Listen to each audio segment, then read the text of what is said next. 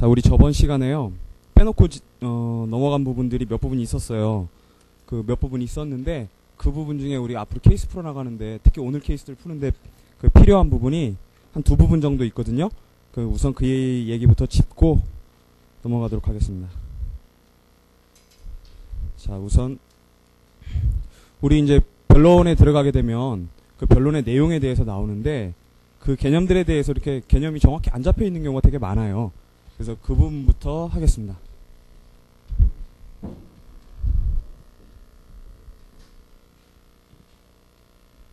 자,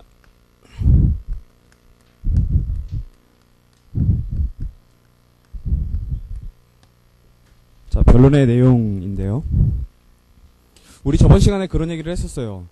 그 심리가 어떻게 구성되는가. 그래서 변론하고 증거 조사하고 같이 구성되고. 안 들리신다고요? 아, 볼륨이 작으시다고요? 이렇게 변론하고 증거 조사하고 구성되고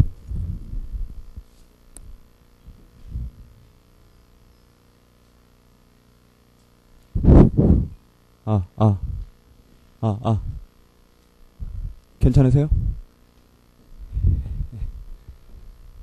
그 변론은 결국은 사실 주장하고 증거 신청하고 그게 결국은 핵심인데, 자, 이제 변론의 내용을 우리가 이제 구체적으로 본단 말이죠.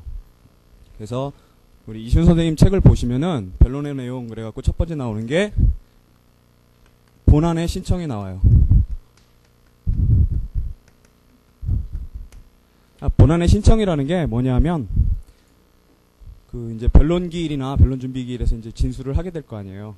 진술을 이제 원고가 딱 법정에 서가지고 이제 구술로 얘기를 하게 될 텐데, 구술로 이제 자기가 소장 쓸 때 청구 취지 써놓고 청구 이유 써놓은 부분이 청구 원인 써놓은 부분이 있잖아요. 그러면은 그 부분에서 이제 청구 취지에 있는 얘기를 갖다가 자기가 진술을 한다는 거예요.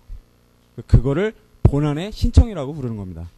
그래서 원고의 청구 취지 진술, 이걸 본안의 신청이라고 하는 거고요. 그러면 그 이제 피고가 그에 대해서 무슨 뭐 청구를 인낙할 수도 있지만 그에 대해서 이제 다투기 위해서 청구 기각 신청이 이제 들어가겠죠. 원고의 피고가 청구 기각 신청을 하게 될 텐데, 주의하셔야 될 거는 피고가 청구 기각 신청하는 거는 그거는 본안의 신청은 아니에요. 그죠? 청구를 특정하거나 하는 건 아니기 때문에 그거는, 자, 피고의 반대 신청은 본안의 신청이 아니라 소송상의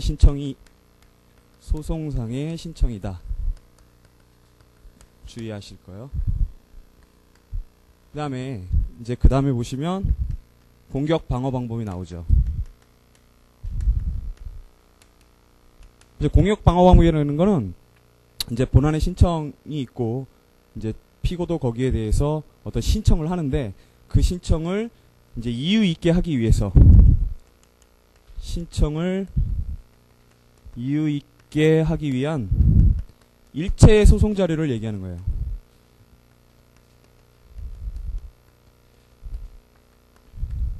그러니까 여기서 말하는 소송 자료는 광의의 소송 자료죠. 우리 저번 시간에 광의의 소송 자료하고 협의의 소송 자료 얘기를 했었는데, 협의의 소송 자료는 사실 주장을 얘기하잖아요. 그죠? 사실 주장을 얘기하는 거고, 광의의 소송 자료라고 그러면 증거까지 같이 포함하게 되는 거죠. 이럴 때는 일체의 소송 자료, 이럴 때는 이때는 증거 자료까지 다 포함해서 얘기하는 거예요. 그러니까 결국은 주장하고, 근데 여기는 사실상 법률상 주장과 그리고 부인까지 요런 게 포함되고요. 근데 요 주장에는 물론 항변도 포함이 되겠죠. 근데 이제 선생님은 항변을 이제 따로 목차를 잡으시는 거는 거기서 할 말이 되게 많잖아요. 항변에서. 그죠? 그래서 사실은 이 공격 방어 방법 속에 안 들어가는 게 아니에요. 항변이. 들어가는 건데 그걸 별도로 목차로 잡은 거예요. 그 다음에 이게 사실 주장이나 뭐 이런 거에 관한 거라면, 그 다음에 이제 그 맞대응으로 증거 신청이 있겠죠. 그리고 그 증거에 대해서 상대방이 증거 항변을 하는 경우도 이 공격 방어 방법 속에 포함되고요. 그 다음에 이제 제일 중요한 건 항변이죠. 자, 그래서 항변은 피고가 하는 거죠. 자, 항변은 피고가 하는 거고 재항변은 원고가 하는 겁니다. 딱 그렇게 특정이 돼 있죠. 그래서 자, 항변을 이제 우리가 그냥 보통 항변 그럴 때 항변도 여러 가지 의미로 쓰이죠. 굉장히 여러 가지 의미로 쓰이고 그 안에는 또 여러 가지 종류의 항변들이 있어요. 근데 그 항변들을 좀 의미 있게 구별하실 필요가 있습니다. 그래서 자, 항변이 우선 제일 중요한 건 실체법상 효과에 관계되어 있느냐, 효과에 관계되어 있느냐에 따라서 소송상 항변이 있고, 그 다음에 본안에 우리가 보통 항변이라고 할 때 제일 많이 얘기하는 게 이 바로 본안의 항변을 얘기하는 거죠. 그래서 본안의 항변은 보통 반대 규정의 요건사실 주장을 말하는 거죠. 그러니까 사실의 주장이에요. 사실의 주장. 그러니까 이게 사실 주장 속에 포함된다는 거예요. 그러니까 원고는 저번 시간에 우리 한 것처럼 자기 청구원인 사실들, 즉 권리근거 규정의 요건 사실들에 대해서 얘기를 하겠죠. 얘기를 하겠고, 그다음에 피고는 자, 본안에 관해서는 이 반대 규정의 요건 사실들을 주장한다는 거죠. 자, 그랬을 때 이 소송상 항변도 또 둘로 나뉘어요. 본안의 항변, 본안전 항변과 본안전 항변과 그 다음에 증거 항변으로 나뉘고요. 자, 근데 자, 이제 우리 본안전 항변 그러면은 보통 소송 요건 흠결을 지적하는 거다라고 다 알고 계세요. 본안전 항변 그러면은 실제로 이것도 나뉠 수 있는 게 이게 직권조사 사항인 경우가 있고 항변 사항인 경우가 있죠. 소송 요건이 우리 첫 시간에 했던 대로요. 그래서 이 직권조사 사항인 경우에는 사실 저 본안전 항변을 한다는 게 저쪽에서 무슨 항변을 한다는 게 그게 어떤 의미를 갖느냐 그랬을 때 법원의 직권발동의 촉구 의미밖에 없다라는 거예요.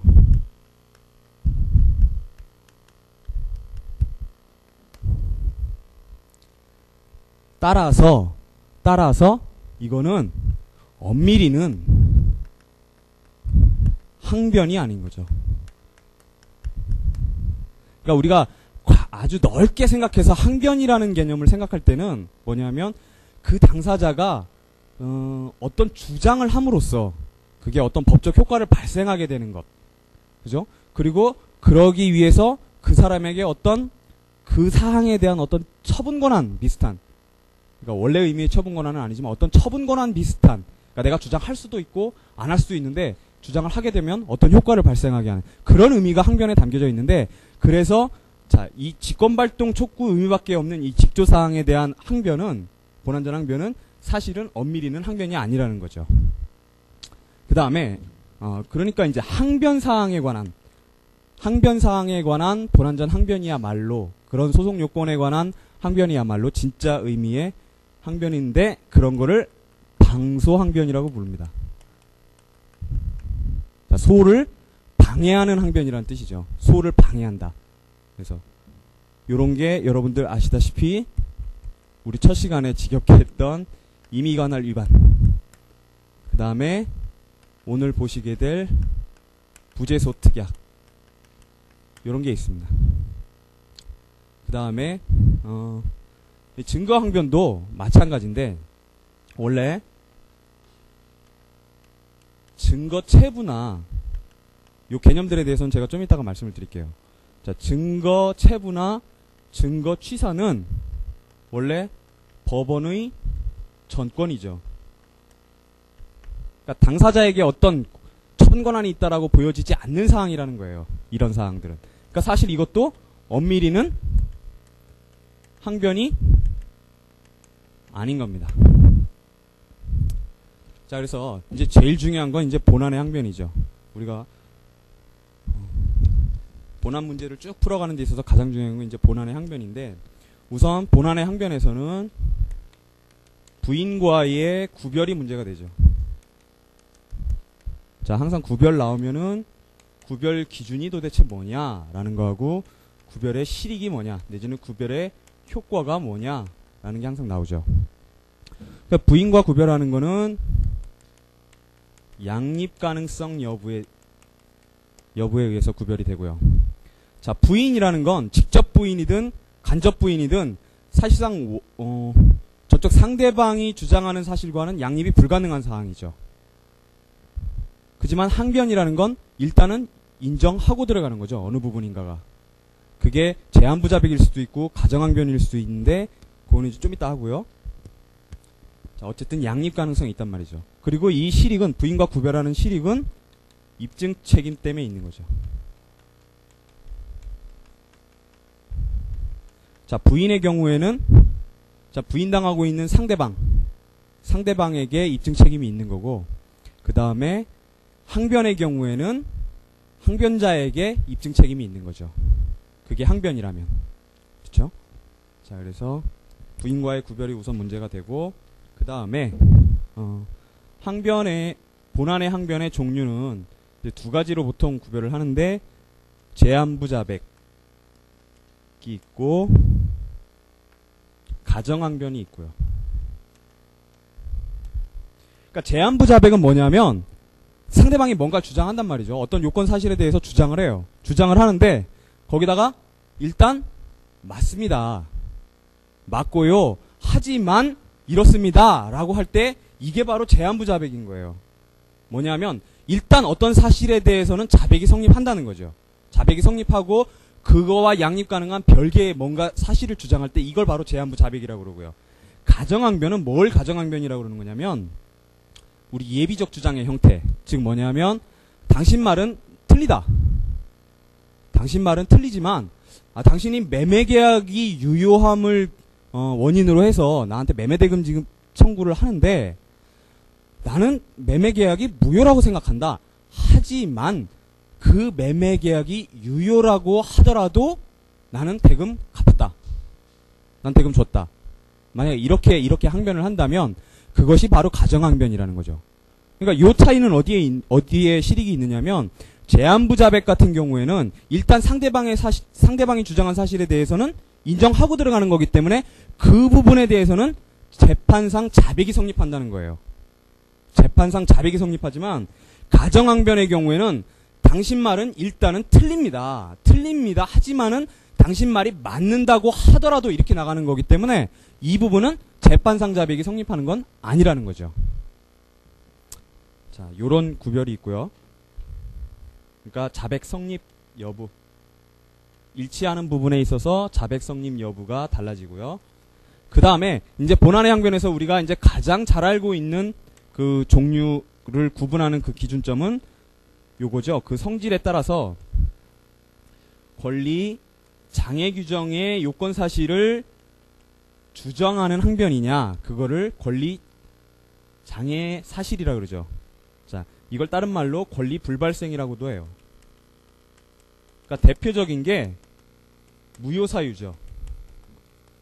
무효사유. 그러니까 권리 근거 규정의 요건 사실이라 그러면 제가 첫 번 시간에 그런 말씀을 드렸었는데, 자, 우리 매매계약이 성립했다. 그러니까 민법에서 그런 얘기를 해요. 성립 요건이 있고 당사자 목적 의사 표시가 있고 그것이 유효하기 위한, 법률행위가 유효하기 위한 요건들로서 당사자는 뭐 권리 능력이 있어야, 행위 능력이 있어야 된다, 뭐 그다음에 목적은 뭐 확정 가능 적법 타이득 타당해야 된다, 뭐 이런 얘기가 나오잖아요. 그렇다면 권리 근거 규정의 요건 사실을 원고가 주장한다라는 거는 사실은 성립 요건만을 주장하는 거예요. 성립 요건만을. 유효 요건까지 다 주장하는 게 아니거든요. 유효 요건까지 전부 입증해야 되는 것도 아니고요. 그렇다면 성립하면 일단은 유효한 걸로 추정한다는 거죠. 그래서 성립 사실만 주장 입증하면 돼요. 성립 요건 사실만. 그러니까 상대방으로서는 그것이 사실은 무효였다.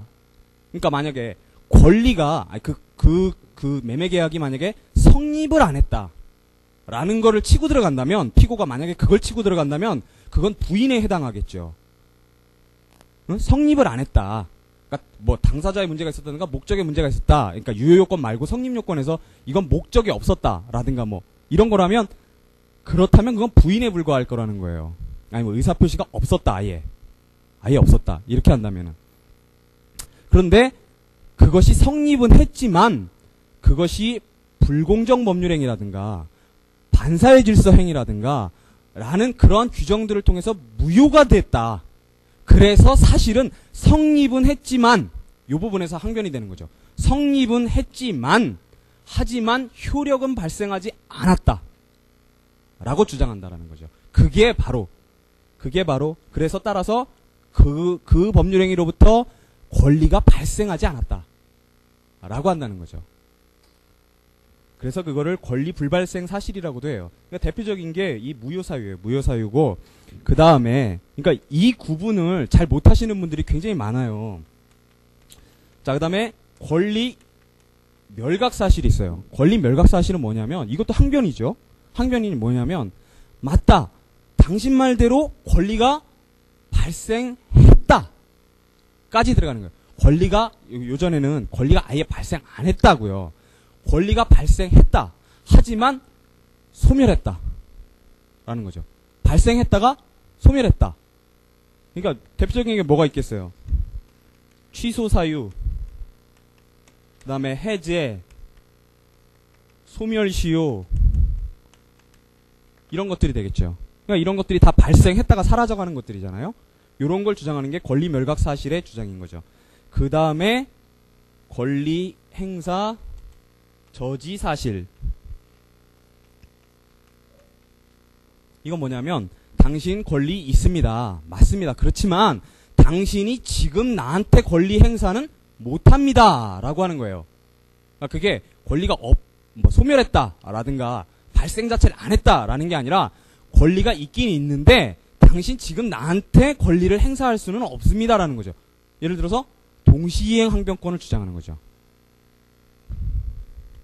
그러니까 저지하는 거예요. 저지. 동시이행 항변권, 그 다음에 유치권 이런 게 마찬가지죠. 자, 이게 본안의 항변에 관한 거고요. 그 다음에 뭐가 나오느냐면 자, 항변 다음에 소송상 형성권 행사.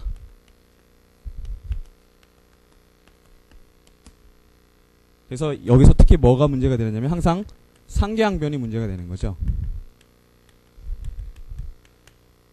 자, 그러니까 민법상의 형성권이 뭐 취소권, 해제권, 뭐 이런 형성권들이 있죠. 근데 그런 것들을 소송에서 만약에 행사를 하면 그거는 그 법률행위 자체 내에서 발생한 아니면 그 계약 자체 내에서 발생한 그 형성권들이잖아요. 그러면은 그거를 소송상 행사했다고 그 소송상 행사를 했을 때 해제나 취소나 이런 것들을 행사를 했을 때 그게 만약에 소취하가 되거나 소각화가 되거나 그 행사하는 거를 실기했다 그래서 그 공격 방법을 각하한다고 하더라도 문제될 거는 없어요. 왜냐하면 내가 취소권을 행사하는 즉시 그 계약은 싹 소멸해버리잖아요. 그죠? 소송에서 그게 나중에 소각화가 되든 소취하가 되든 어쨌든 내가 말을 뱉는 순간에 그거는 소급적으로 다 소멸해버리잖아요. 해제가 되든 취소가 되든. 그러니까 사실은 서로 공평하고 문제될 게 없어요. 나중에 들고 오더라도 소멸됐다고 얘기하면 돼요. 그 지금 행사하고 있는 권리를 다시 들고 와도 소멸했다라고 얘기를 하면 된단 말이죠. 그런데 상계항변의 경우에는 문제가 있어요. 무슨 문제가 있느냐면 자, 반대채권이 있고요. 그러니까 원래 원고가 주장하는 어떤 권리가 있어요. 그런데 상계라는 거는 그 권리가 발생했던 어떤 그런 법률 관계 자체 내에서 발생하는 게 아니라 다른 별도의 것이잖아요. 상계항변에 제공되는 반대채권은 별도의 것인데 그렇기 때문에 어떤 문제가 있느냐면 상계항변을 날렸어요. 날렸는데 냈단 말이죠. 말을 했어요. 나 상계합니다 라고 소송상 얘기를 했는데 너무 늦게 왔는데요. 그리고 실기한 공격 방법이기 때문에 각하하겠습니다 라든가 아니면 그게 다음에 원고가 소치하를 갑자기 해버리는 거죠. 상기항변 하고 나서. 아니면 소각화 판결을 받게 돼요. 그러면 자, 우리 소송상 형성권 행사에 대해서는 원칙적으로 누구나 원래 병존설을 택한단 말이죠. 병존설이라는 건 뭐냐면 병존한다는 거예요.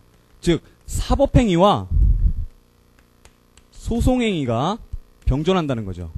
즉 뭐냐면 취소권을 행사하면 민법상으로도 취소권 행사에 효과가 발생하는 거고, 그 다음에 소송상으로도 그런 그 항변이 발생한다는 거죠. 항변이 된다는 거죠.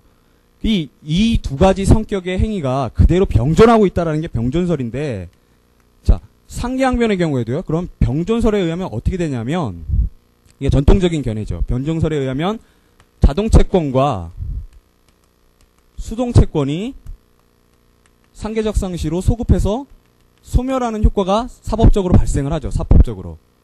그 다음에 소송행위로서는 항변의 의미를 갖게 되겠죠. 그런데 좀 전에 말씀드린 것처럼 이게 실공방각하가 된다든가, 그러니까 요거는요 굳이 외우실 필요가 없어요. 그러니까 이 문제점만 정확하게 이해하시면 저절로 외워지는 거예요. 저절로. 자, 실공방각하와 자, 소취야 소각화가 되면 문제가 발생한다는 거죠. 어떤 문제가 발생하느냐면 원고가 권리로 주장하던 애초에 청구하던 그 권리는 그대로 남아있어요. 그죠? 그대로 남아있다고요. 그러니까 좀 전에 취소나 해제했을 때는 다 날아가요.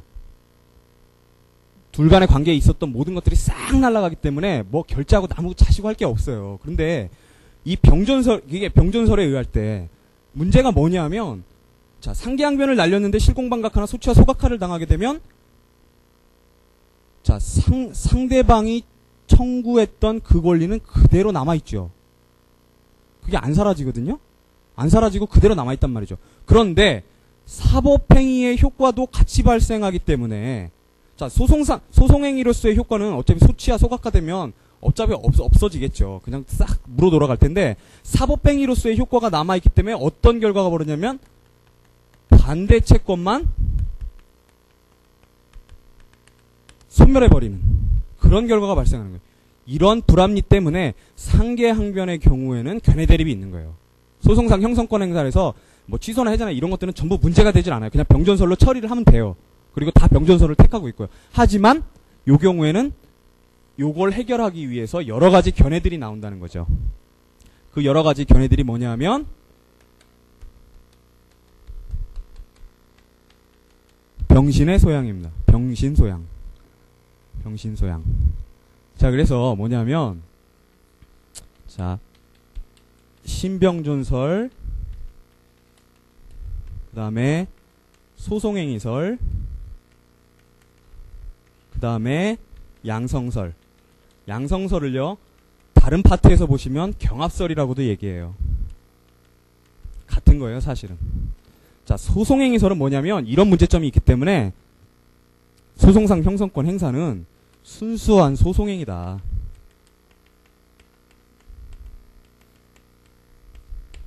이렇게 보는 거예요. 상기항변을 날려도 그거는 순수한 소송행위지 사법행위적인 효과는 절대 발생을 안 한다는 거죠. 그러니까 문제될 게 없어요. 실공방을 당하더라도, 실공방 각하를 당하더라도 문제가 없고, 자, 소송법상 효과만 발생한다는 거죠. 그 다음에, 자, 양성설의 경우에는, 자, 병존설과 다른 점은 한 개의 행위라는 거예요. 저건 두 개의 행위가 같이 공존하고 있다라고 보는 건데, 이건 한 개의 행위고, 하지만 두 가지 성질을 갖고 있다는 거예요. 소송행위적인 성질과 사법행위적인 성질을 같이 가지고 있는데, 그렇지만 그게 한 개의 행위라는 거죠. 한 개의 행위인데, 따라서 이게 어떻게 같이 있느냐 하면, 양 효과가 사법적인 효과와 소송적인 효과가 서로 의존관계에 있다라는 거예요. 그러니까 소송법상의 어떤 효과가 발생하지 않는다면 사법적인 효과도 발생하지 않게 두겠다는 거죠. 의존관계에 있다는 거예요, 서로. 자, 그래서 자, 신병존설은 뭐냐면 이건 말도 안 된다. 말도 안 되고 이 원래 틀거리는 유지를 하자. 사법행위와 사법행위로서의 성격과 소송행위로서의 성격을 다 가지고 있다라고 틀은 유지를 하는데, 따라서 병존설이 원래 맞다. 하지만 상계항변의 경우에는 그 항변 날리는 거를 조건부 의사표시로 파악을 하자. 무슨 조건이냐면 소송법상 효과가 발생해야, 소송법상 효과가 발생해야 사법상의 효과도 발생시키겠다는 그런 조건부 의사표시로 보자 라는 게 이게 신병존설인 거예요. 그러니까 이런 의미에서는 요거하고 비슷하죠. 의존관계에 있다라는 거하고. 자, 요게 소송상 형성권 행사고요. 그 다음에 이제 요걸 넘어가면은 자, 소송행위가 나오는데, 자, 소송행위에는요 단독행위가 있고 민법하고 똑같죠, 뭐. 그죠? 계약이 있는 거죠. 그걸 소송상 합의라고 부르고요. 자, 단독행위도요, 명문에 규정이 있는 경우가 있고, 없는 단독행위가 있겠죠. 자, 요 경우에는 허용하지 않고요, 절대. 허용하지 않고, 자, 소송상 합의가 이제 문제인데, 소송상 합의에는, 자, 명문 규정이 있는 경우에는, 예컨대, 관할의 합의, 관할 합의라든가 불항소 합의라든가 요 비약상고의 합의죠. 그러니까 항소를 하지 않고 상고는 할 수 있대, 항소는 하지 않겠다라는 게 이게 불항소 합의죠. 이거에 비해서 불상소 합의는 항소도 안 하고 상고도 안 하겠다라는 거죠. 근데 요, 자, 불항소 합의도 이게 명문이 있다라고 봐지는데, 자, 요 경우에는 민법을 유추 적용해요. 민법을 유추 적용하는데, 문제는 명문이 없는 경우라는 거죠. 대표적인 게 오늘 우리는 부재소 합의를 보게 될 텐데, 사실은 이제 소취하 합의가 제일 많이 나오죠. 그러니까 제 생각에는 소취하가 논점이 좀 몇 개 있기 때문에 그것만 아마 50점짜리로 만들어도 참 좋을 것 같아요. 각가지 논점 넣어가지고 그런 방식으로 문제 구성해도 참 괜찮을 것 같아요. 현재 취향의 추세에도 맞고요. 자, 소취하 합의나 부재소 합의 같은 것들이죠. 자, 우선은 이게 허용될 것인가부터가 문제가 되죠. 자, 단독행위의 경우에는 명문이 없으면 허용을 안 해주는데, 허용될 것인가부터 문제가 된다는 거죠.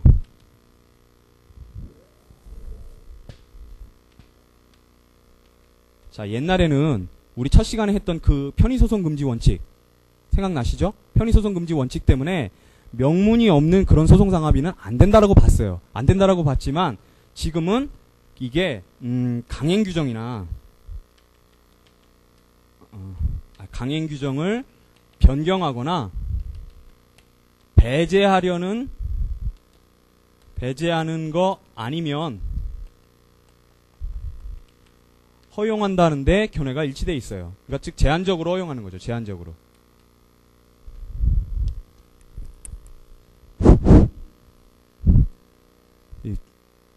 다 들리세요? 볼륨이 굉장히 안 좋은 것 같은데요. 뒤에 다 들리세요? 예. 자, 근데 이제 허용 여부는 별 문제가 없어요. 허용 여부는 별 문제가 없는데, 이제 문제는 이 성질을 어떻게 볼 거냐라는 거죠. 이 성질을, 자, 역시 저 명문이 있는 소송상 합의처럼 소송계약으로 볼 것인가, 아니면 사법계약으로 볼 것인가, 즉 민법상의 계약으로 볼 것인가, 아니면은 소송법상의 계약으로 볼 것인가, 이게 문제되는 거고, 여기에 좀 변태적인 것으로서 발전적 소송계약설이라는 게 있고요. 이게 선생님 작년 심판부터 들어갔죠. 자, 그래서 자, 소취하 합의가 보통 문제가 되는데, 소송계약설 같으면은 자, 소취하 합의나 소취하나 사실은 똑같다라는 거예요. 그러니까 소취하나 소취하 합의나 똑같으니까 소취하 합의를 갖다가 만약에 주장을 하게 되면 바로 소송 종료 선언이 나간다는 거예요. 그걸 간과하고 계속 있었으면 소송 종료 선언이 나간다는 거고, 내지는 부재소 합의 같은 경우면 소각합 판결이 바로 나간다는 거죠. 그러니까 부재소 합의니까 제소를 안 한 거와 똑같은 효과가 나타나는 거예요. 소재기 없이 마치 소송 계속이 되어 있는 그런 효과처럼 소각합 판결이 나간다는 거고요. 그 다음에 발전적 소송계약설은 자 소송계약이지만 사법계약처럼 의무부가적 효과도 같이 발생한다 라고 보는 게 발전적 소송계약설이고요. 자 사법계약설 우리 이제 다수설 판례죠. 다수설 판례가 사법계약설인데 사법계약설은 자 민법상의 계약으로 보는 거죠. 그러니까 소취하 계약이나 제소를 하지 않겠다라는 계약이나 전부 다 민법상의 계약으로 보겠다라는 거예요. 민법상에. 자 그래서 사법계약이기 때문에 자 그런데 요거의 경우에 그러면 요 사법계약을 어긴 경우에 그러면 어떻게 상대방을 구제할 거냐. 소취하 하겠다라고 합의해놓고 원고가 소취하를 안 하고 있다라든가 제소를 하지 않기로 합의해놓고서는 소를 제기해버렸다든가 그러면 그런 경우에 어떻게 상대방을 구제를 해줄 거냐 이거에 대해서 두 가지 견해가 있는 거죠. 그건 뭐냐면 그러니까 요것도 구제 방법이죠. 소송계약설에. 근데 의무이행을 소구할 수 있다. 의무이행을 그러니까 뭐냐면 우리 의사에 가름하는 재판 있잖아요. 강제집행 방법 중에 그죠? 의사에 가름하는 그 대용 재판하는 경우요. 우리 민법에서 그 강제집행 방법 하실 때 나오잖아요. 그것처럼 소구를 해서 마치 소취하 한 것처럼 그런 효과를 발생하게 하겠다는 거죠. 제소를 안 한 것처럼 그런 효과를 발생하게 그런 강제집행의 방법을 사용하겠다는 거죠. 그러니까 그게 의무이행 소구설이고 소로 구한다는 거예요. 소를 제기해가지고 이행하라고 이행의 소를 제기하겠다는 거죠. 그 다음에 우리의 통설 판례는 다수설 판례는 항변권 발생설에 의하고 있어요.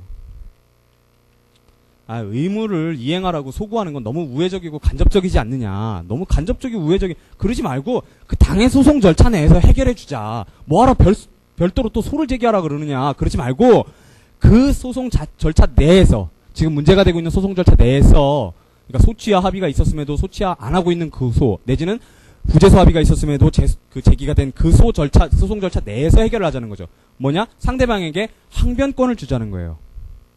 항변권을 줘서 자 이렇게 되면 계약상 제소금지 사유가 된다는 거죠. 제소금지 사유가 되고 따라서 이거는 권리보호 자격이 없기 때문에 부적법 각하시키면 된다. 이렇게 본다는 거예요.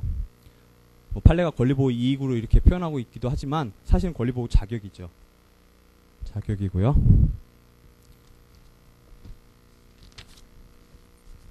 자, 그래서 소송행위에서 이제 제일 중요한 문제가 요 문제예요. 요 문제는 여러분들 여러 번 보시면 달달달달 외우셔야죠. 달달달달 외우시게 되는 거고요. 그 다음에 두 번째로 중요한 문제가 뭐냐면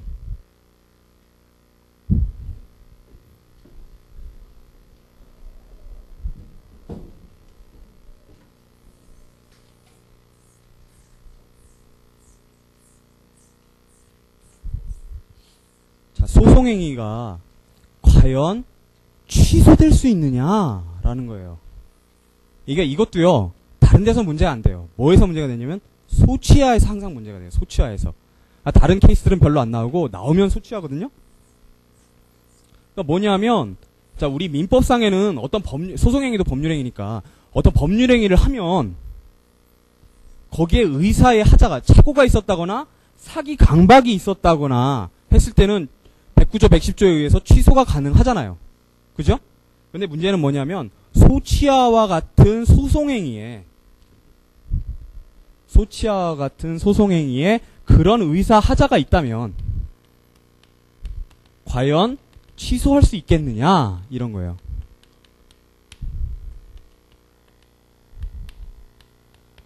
주로 문제되는 건 소취하에서 문제가 되고요.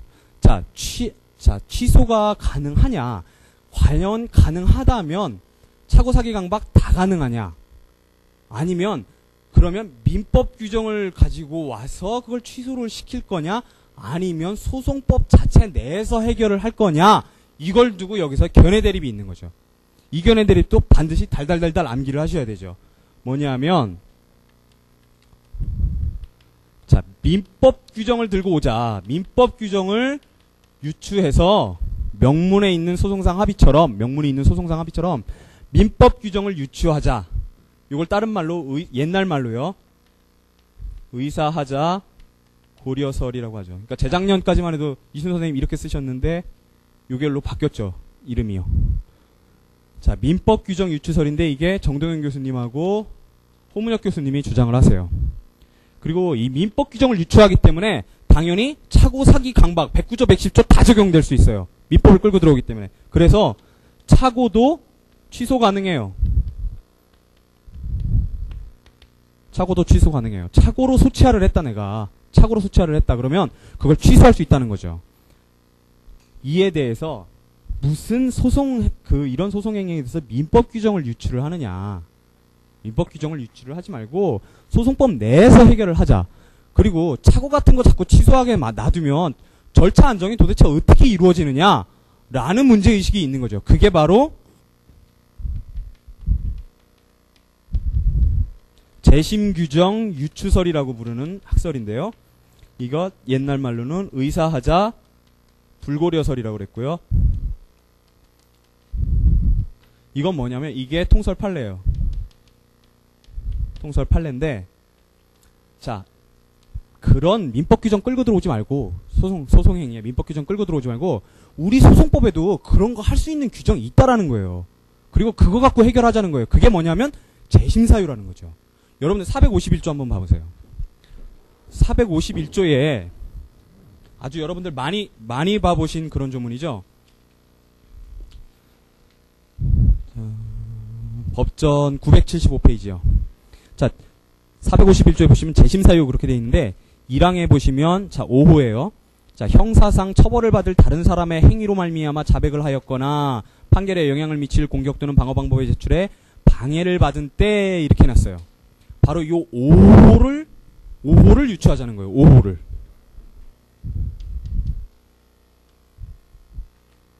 자, 의사의 하자가 있을 때 5호를 유추하니까 그러면은 보세요. 형사상 처벌받을 행위라 그랬어요. 형사상 처벌받을 행위라 그랬는데 그걸 유추하려면 차고라는 것도 형사상 처벌이 되나요? 죽었다 깨어나도 안 된단 말이에요. 자기가 차고한 걸 그걸 무슨 어떻게 형사상 처벌을 해요. 그죠? 하지만 사기하고 강박은 형사상 처벌이 가능하죠. 사기하고 강박은요. 그렇기 때문에 재심규정 유추설에서는 차고는 안 돼요. 사기하고 강박만 돼요. 5호에 의해서 451조 5호에 의해서. 그런데 여기서도 또 문제가 생겨요. 무슨 문제가 생기느냐면 자, 재심사유를 그럼 451조 1항을 끌고 들어오자. 끌고 들어오는데 그러면 자 5호에 관해서 뭐라고 돼 있냐면 2항을 보세요. 2항을. 페이지 넘기시면 2항에 보시면은 자, 제1항 4호 내지 7호의 경우에는 처벌받을 행위에 대하여 유죄의 판결이 확정된 때 등등등등에만 재심의 소를 제기할 수 있다 이랬어요. 이건 뭐냐면 이제 확정 판결을 취소하는 거죠. 그러니까 재심이라는 거는 취소하는 거잖아요.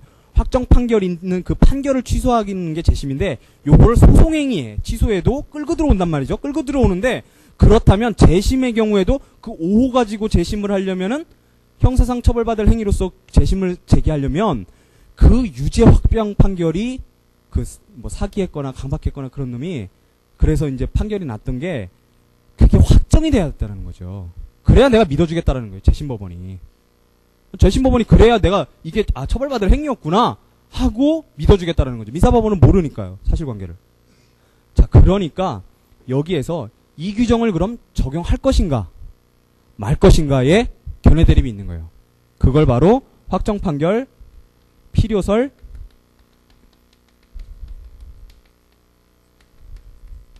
확정 판결, 불효설 이렇게 하고요. 자, 우리의 통설은 불효설을 취하고 있고요. 판례는 필요설을 취하고 있고요. 근데 판례는 여기다가 뭔가를 또 덧붙여요. 그러니까 무슨 소송행위 하나 취소하는데 무슨 유죄 확정 판결까지 받게 하느냐라는 게 우리 통설 태도인데 판례는 확정 판결 필요하다. 그뿐만 아니라 뭐까지 붙냐면 그 행위가 그 내심의 의사에 부합하는 의사가 없이 외관만 존재하고 있어야 된다. 그 소송행위가. 요거와 요거 두 가지 요건이 있어야만 소송행위의 취소를 인정을 해주겠다 라는 거예요. 그게 바로 우리 판례 태도로서 확정 판결 필요설에다가 요 요건까지 들어간다는 거죠. 외관만 존재한다. 외관만 존재한다. 이렇게 본다는 거예요. 자, 그럼 초급 사례 3을 한번 보세요.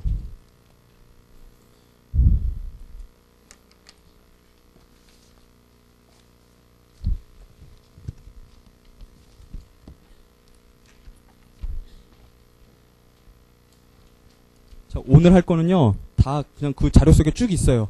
저번 시간에 못했던 것도 다 그냥 거기다 포함시켜 넣었으니까 그거만 보시면 돼요.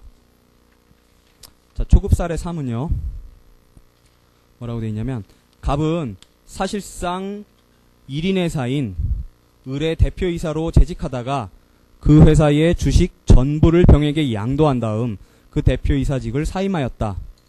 상법 가물가물 생각나시죠? 그 과정에서 약간의 분쟁이 있었으나 결국 병은 그 주식을 전부 인수하고 갑은 병이 어떠한 형태로 일을 처리하더라도 이의를 제기하지 않기로 하였다. 자, 보세요. 갑은 병이 어떤 형태로 일을 처리하더라도 이의를 제기하지 않기로 했다.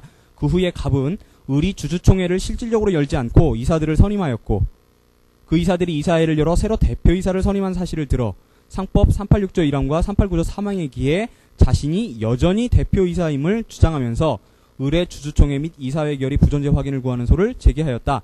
이 소는 적법한가? 이랬어요. 그러니까 적법한가? 그랬으니까 본안 들어가서 판단하는 건 아니죠.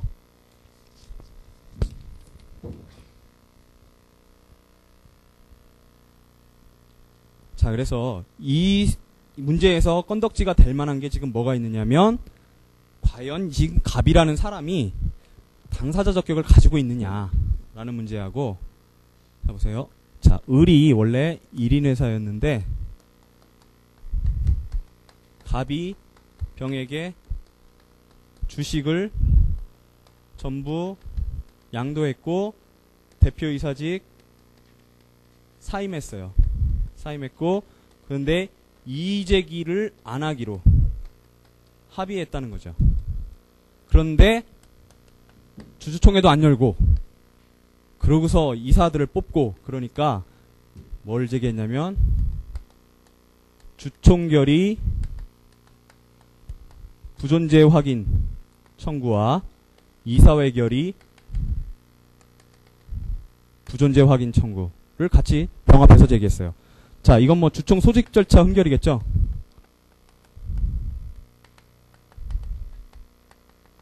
원래 주총 소집 절차도 우리 그렇게 평가하잖아요. 판례 태도를 그렇게 평가하잖아요. 과반수를 기준으로 하는 것 같다. 40%대는 취소 사유로 보고 60%대는 부존재 사유로 보더라. 그런 거 보니까 우리 소집 절차 흠결할 때는 그 통지 공고하는 거를 과반수를 우리가 기준으로 하는 것 같다. 우리 판례가. 우리 상법에서 그렇게 하잖아요. 자, 그래서 자, 주총 소집 절차 흠결이고, 그 다음에 여기서는 이사 자격 흠결을 이유로 이사회 결의 부존재 확인을 들어간 거죠. 그래서 여기서 지금 적법 여부를 묻고 있어요. 자, 이 사안에서 적법 여부와 관련해서 문제가 될 만한 게 뭐가 있느냐면, 과연 갑이라는 놈이 대표이사직을 이미 사임하고 이 회사와는 전혀 관계 없어 보이는데 과연 이 사람에게 당사자 적격이 있느냐, 요 문제하고, 두 번째로 저 이의제기 하지로 않기로 해놓고 합의해놓고 이의제기를 하는 게 문제 있지 않느냐. 그런데 제 생각에는 홍민혁 선생님이 이 사례를 잘못 내신 것 같아요. 왜 잘못 내셨느냐? 합의는 지금 갑하고 병하고 했잖아요. 그죠? 그리고 지금 병이 을 회사에서 어떤 사람인지도 몰라요. 무슨 뭐 직위가 어떤지도 모르고 그런 것도 전혀 건덕지가 없고. 근데 지금 소는 갑이 을 회사에 제기했거든요? 을 회사에 제기했는데, 여기서 이 부재소 합의에, 부재소 특약의 논점을 끌고 들어오세요. 끌고 들어오시는데, 요거는 그냥 우리가 최대한 선회해서 이 문제를 풀어가겠지만, 어쨌든 그런 문제가 있어요. 그러니까 지금 이걸 논점으로 끌고 들어와요.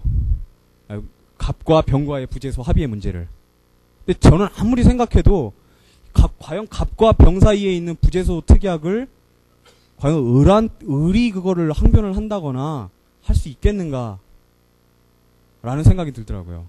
더군다나 뭐 무슨 병이 대표이사라거나 뭐 그런 말도 없어요. 그냥 사실상 1인 회사인 거죠, 그냥.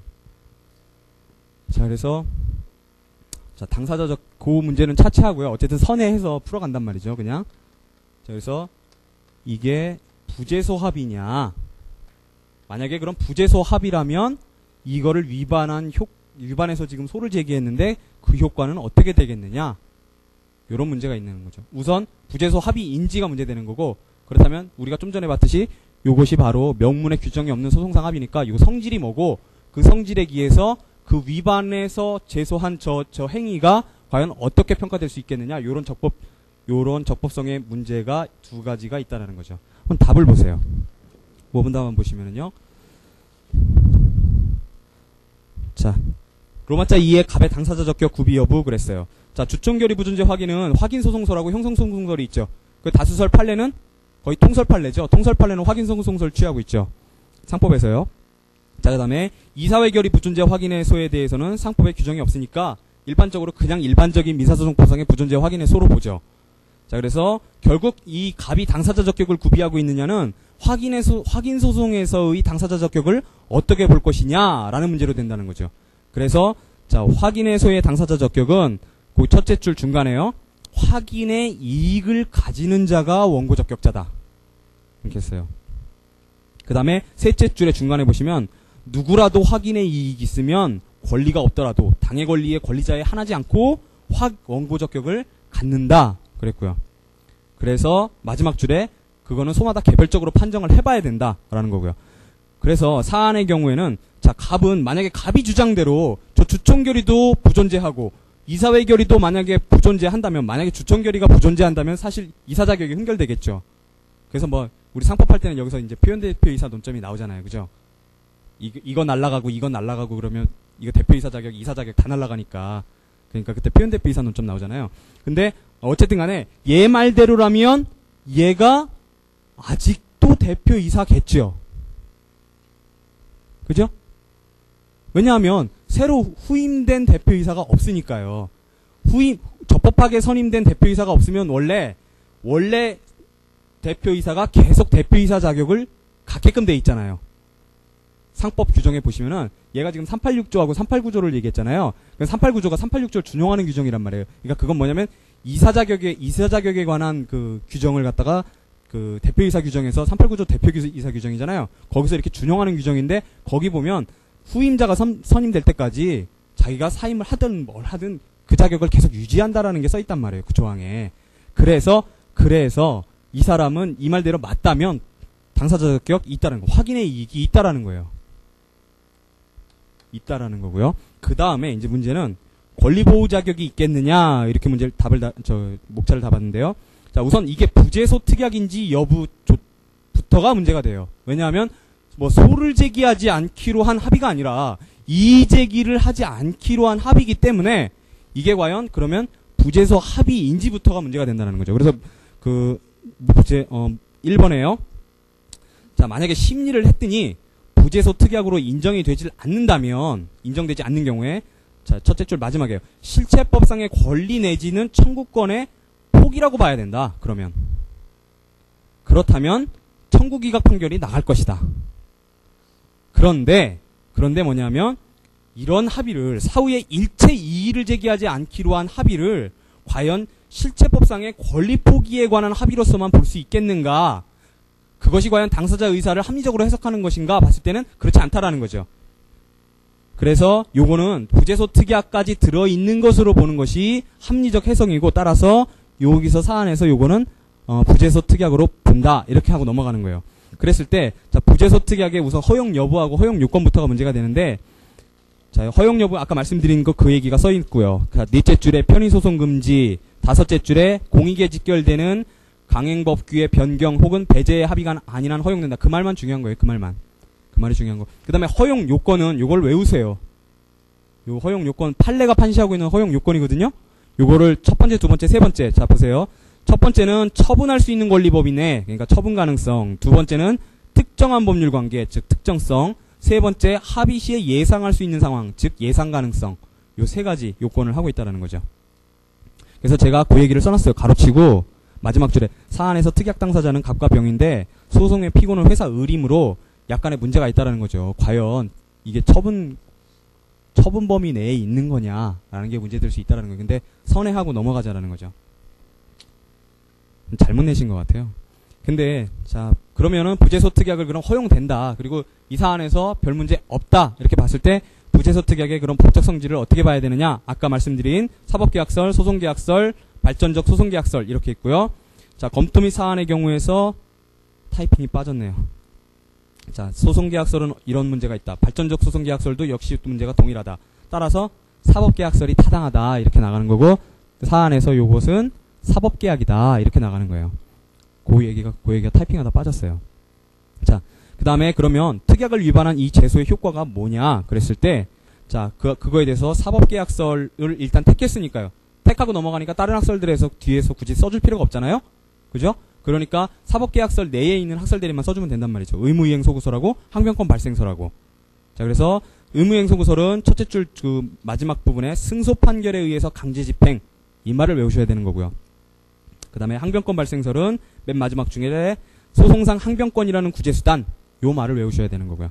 자 그래서 판례 태도는 자 강제집행을 취하하기로 한 계약의 경우에 자 의무이행 소구는 안 된다 그랬고요. 자 부재소특약이나 소취하계약을 어긴 경우에는 권리보호의 이익이 없다고 그래. 자 권리보호 이익이라 그래요. 권리보호의 이익이 없다고 그래서 항변권 발생설을 취하고 있다 이렇게 되는 거고요. 자 그래서 검토 및 사안의 경우에서 자, 부재소특약의 존재를 셋째 줄에요. 주장해서 항변을 하면 병이 법원은 계약상 제소금지 사유가 있음을 들어서 소각화 판결이 나가게 될 것이다. 이렇게 되는 거예요. 그리고 그 다음에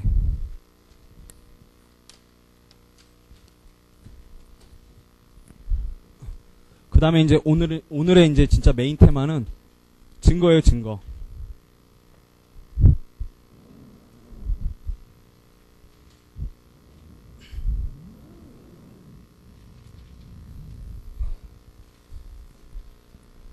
자, 우선 증거법을 흐름을 보면 일단 당사자가 증거 신청을 하죠. 그러니까 증거 제출을 해요. 그러면 증거 신청을 하면 법원이 증거 체부 결정을 해요.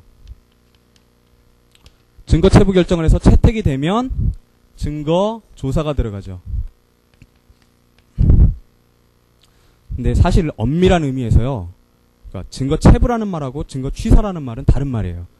증거 체부는 증거 신청이 들어왔을 때 그거 증거 조사 하겠다 안 하겠다 이거를 말하는 걸 증거 체부라고 그러는 거고 사실은 판결문에서 내가 어떤 사실을 인정하는 이유로서 이런 증거를 갖다 댈 때 법관이요 갖다 댈 때 그때 이 증거는 택하고 이 증거는 버리는 거 그거를 바로 증거 취사라 그러는 거거든요. 근데 그거를 막 그냥 혼동해서 써요. 그 개념을. 근데 사실은 구별을 하셔야 돼요. 자 그래서 증거 체부 결정을 하고 증거 조사를 들어간단 말이죠. 이것 말고 자 원래 변론주의에 의하면 이렇게 되는 거죠. 그죠? 하지만 우리는 변론주의의 보완을 위해서 보충적으로 직권 증거 조사를 인정을 하죠.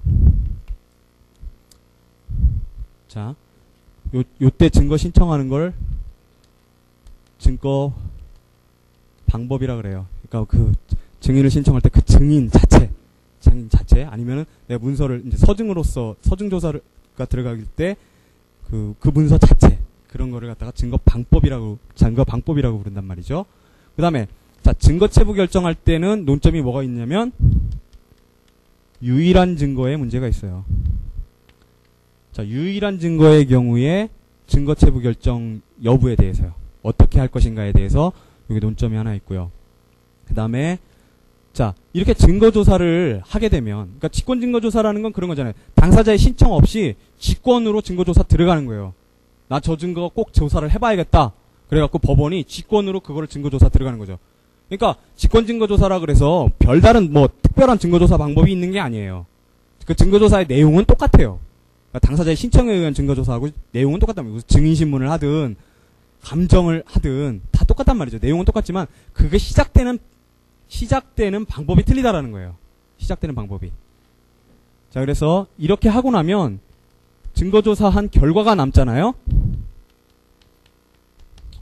증거조사한 결과가 남죠. 그러니까 증인을 불러서, 증인은 증거 방법이죠. 증인을 불러서 증거조사를 하는 걸 뭐라고 부르느냐면 증인신문이라고 불러요. 그 증거조사 방법을, 증인을 증거조사하는 방법을 증인신문이라고 부른단 말이죠. 그러면 증인신문을 하고 나면 증거조사에 한 결과가 남겠죠. 즉 증인신문을 한 결과가 남는데 그걸 뭐라고 부르냐면 증언이라고 부르죠. 그죠? 그러니까 개념을 정확히 구분하셔야 돼요. 그걸 증거조사의 결과라고 그러는데 그 말을 다른 말로 증거 자료라 그래요. 그 증언된 내용, 그거를 증거 자료라고 그런단 말이죠. 자, 이 증거조사 결과와, 즉 증거 자료와 변론 전체의 취지라는 게 있죠.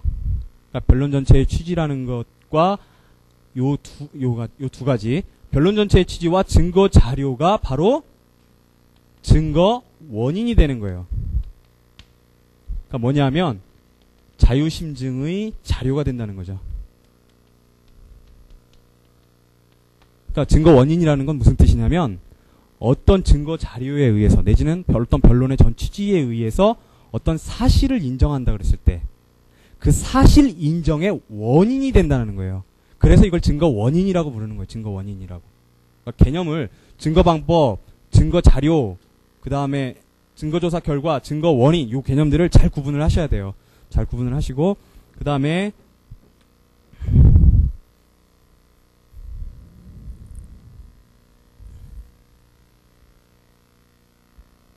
이래가지고 어떤 심증이 형성되면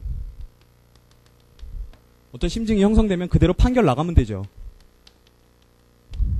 근데 심증 형성에 실패하게 되면 그때 입증 책임이 등장하게 되는 거죠. 그거를 입증 책임 판결이라고 불러요. 그런 입증 책임을 적용해 갖고 하는 판결을 그냥 강학상 입증 책임 판결이라고 불러요. 자, 이제 이런 방식으로 가는데, 그다음에 우리 개념 중에 자, 증거 능력이 있고요. 그다음에 증거력이 있죠. 자, 증거력을요, 민소에서도 증명력이라고 부르는 교수님도 있어요. 그러니까 꼭 뭐 민소에서는 증거력이라고 부르고 뭐 형소에서는 증명력이라고 부른다 그런 거 아니에요. 민소에서도 증명력이라고 부르는 교수님들도 있어요. 자, 그래서 자, 증거 능력은 민소에서는 원칙적으로 무제한이죠. 다만 어떤 문제가 있냐면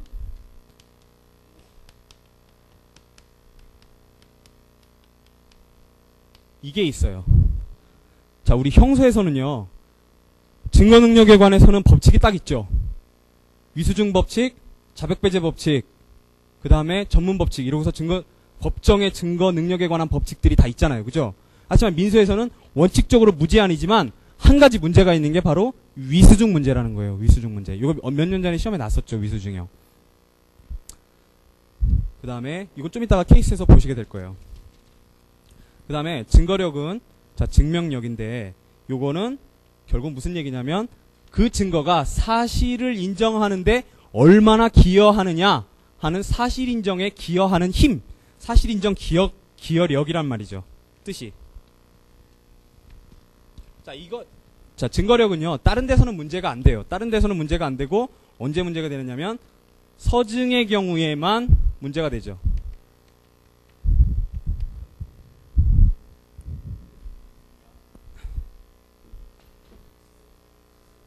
서증의 경우에만 문제가 되는 건 아니지만, 서증의 경우에 주로 문제가 되는데, 서증의 경우에 그것도 나누어서 형식적 증거력과 실질적 증거력, 이게 문제가 되죠.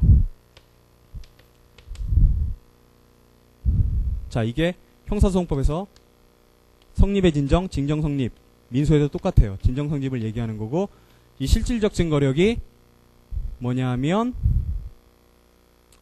형소에서 그 피의자 신문조에서 내용 인정할 때 있죠? 내용 인정할 때 312조 2항인가요? 피의자, 경찰 사경 작성 피의자 신문 줘서 그거 내용 인정한다 그러잖아요. 그게 뭐냐면, 사실하고 맞다. 기재되어 있는 게 사실하고 맞다. 내가 말한 대로 기재되어 있다. 그 문제가 아니라 사실하고 일치한다. 객관적인 사실과 일치한다라는 거잖아요. 그게 바로 이 실질적 증거력 개념과 똑같은 거죠. 평소에서 그 개념이요. 자, 그래서 형소에서는요, 요거만 가지고, 증명력만 가지고 자유심증주의를 얘기하잖아요. 그죠? 증거 능력에 대해서는 법정의 증거 법칙들을 따르게 돼 있단 말이에요. 그죠?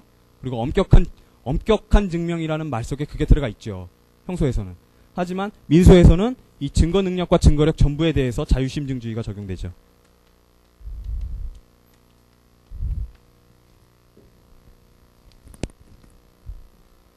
그 다음에 또 알아두셔야 될 개념이, 자, 우리가 본증하고 반증이라는 말을 참 많이 쓰는데요. 그거의 구별 기준하고 구별 실익을 역시 아셔야죠.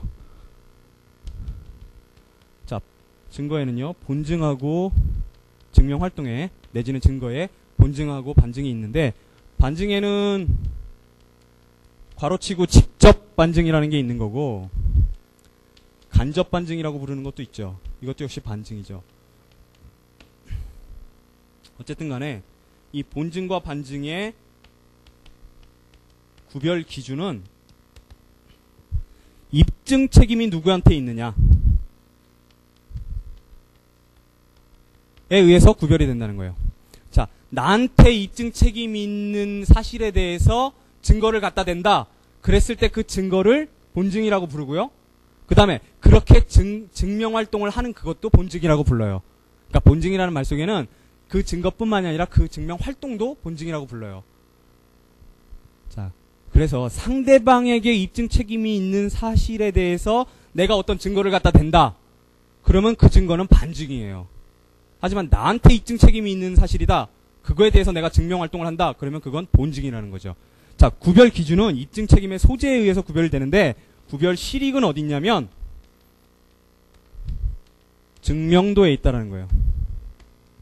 자, 증명도가, 자, 본증의 경우에는 확신을 불러 일으켜줘야 되지만은요, 법관에게 확신을 불러 확신을 주어야만 본증이 성공한다라고 얘기를 해요. 본증이 성공한다. 하지만 반증의 경우에는 확신을 불러 일으켜주지 않아도 되죠. 그러니까 상대방이 입증 책임이 있는 그 주요 사실, 그 사실에 대해서 내가 어떤 반증을 갖다 댐으로써 정말 그 사실이 존재하는구나라는 법관의 확신을 흔들어 놓기만 하면 돼요. 뭐냐면, 아닐지도 모르겠다. 그게 아닐지도 모르겠다라고 마음을 먹게 해주면 반증에 성공한다라는 거예요. 그래서 의심을 불러 일으킨다 그러죠. 자, 의심을요. 요거와 구별하셔야 될 게, 자, 반대 사실의 증거가 있어요. 이따가 그 법률상 추정하면서 할 건데요. 자, 반대 사실의 증거는 법률상 추정을 복멸하는 증거를 반대 사실의 증거라 그래요. 그리고 이거는 본증이라고 얘기를 하고요. 자, 이렇게 있고요.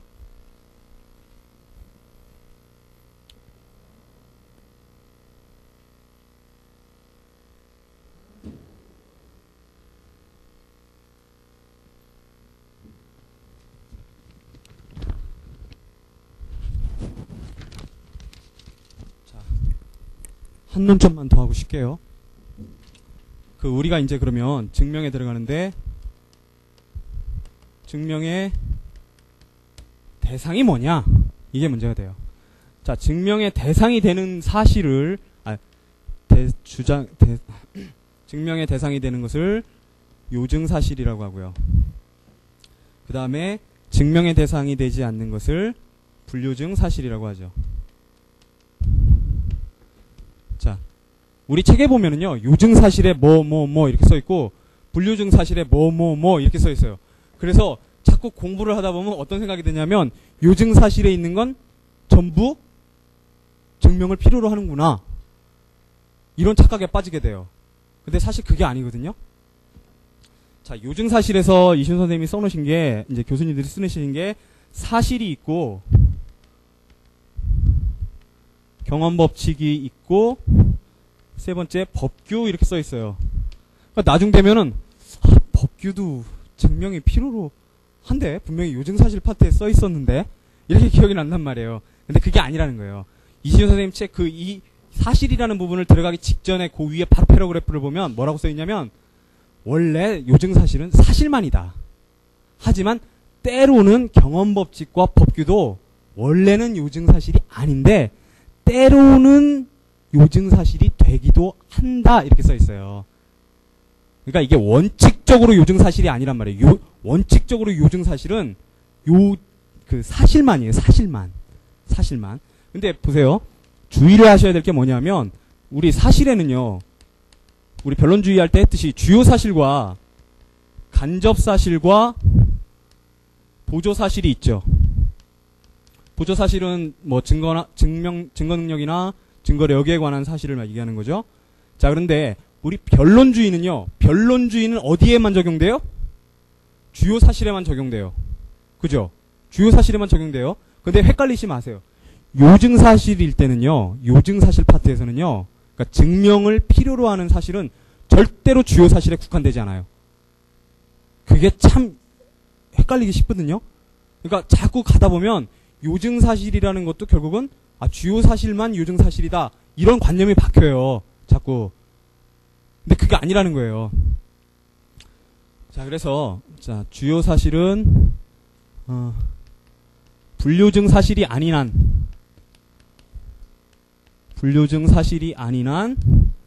증거에 의해서 인정해야 돼요. 다툼이 있을 때. 주요 사실은.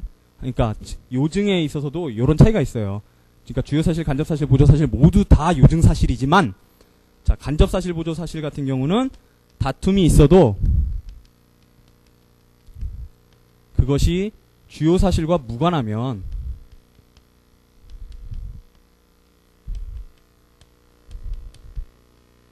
증거조사의 대상이 아니다. 요런 차이가 있을 뿐이지 둘 다, 셋 다 요증사실이 될 수 있다라는 거예요. 절대 그 점을 까먹으시면 안 돼요. 요게 요증사실 속에 들어간다는 사실을. 자, 그 다음에, 경험법칙의 경우는요, 뭐, 교수님들마다 약간 틀리게 쓰시지만, 이순호 선생님은, 일반 상식하고, 학리적, 그러니까 전문적, 학리적 지식하고 나눠서 쓰시죠. 그래서, 일반 상식의 경우에는 누구나 다 알고 있으니까, 뭐하러 그걸 증명을 하느냐. 그래서, 원래 불요증인 거예요. 이거를 다른 말로 단순한 경험법칙이라고 하기도 하죠. 단순한 경험법칙.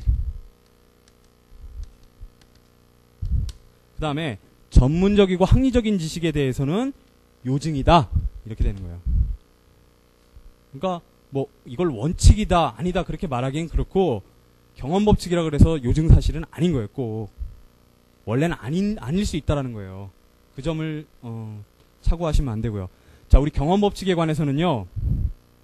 이 경험법칙 위반이 상고 이유가 되는지에 대해서 견해 대립이 있어요. 즉 뭐냐면 저 경험법칙이라는 건 법이라는 말이 들어있으니까 법률 문제로 볼 건지 법률 문제라면 법원의 전권이잖아요. 하지만 이거를 사실의 문제로 볼 건지 그러면 심리미준으로 상고 이유가 될 수 있겠죠. 뭐 그래서 아니죠. 예.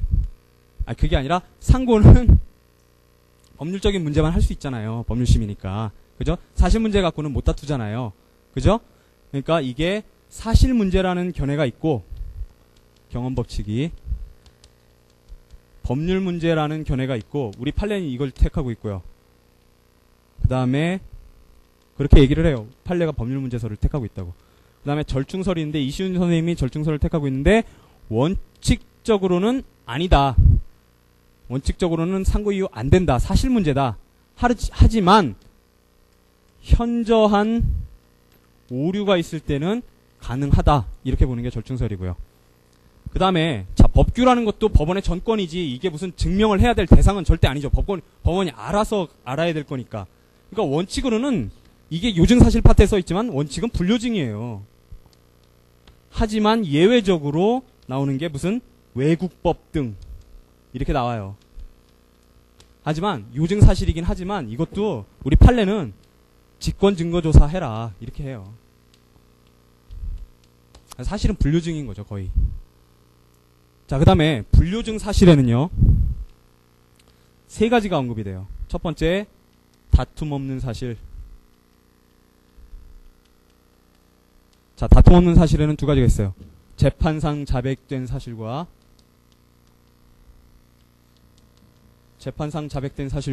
자백 간주된 사실. 이게 다툼 없는 사실이죠. 그 다음에 불요증 사실이 또 뭐가 있느냐면, 자, 현저한 사실이 있죠. 자, 현저한 사실에는 공지의 사실과 법원의 현저한 사실이 있고요. 이것도 교수님마다 약간 틀리게 쓰셔요. 자, 이거는 취지가 틀리죠. 요거는 그 사실의 객관성 때문에 이렇게 다툼 없는 사실, 불요증 사실이 되는 거고, 요거는 법원의 사실 인정권의 배제 때문에 불요증 사실이 되는 거죠. 취지는 달라요. 취지는 다른데 여기서 간과하셔서는 안 될 게 3번째예요. 자, 불요증 사실의 파트에 보면은 앞에 서설 부분에만 나와 있고 그 내용 속에는 안 나와 있고 딴 데 가서 서설되어 있는 게 있는데, 그게 뭐냐면 법률상 추정된 사실이에요.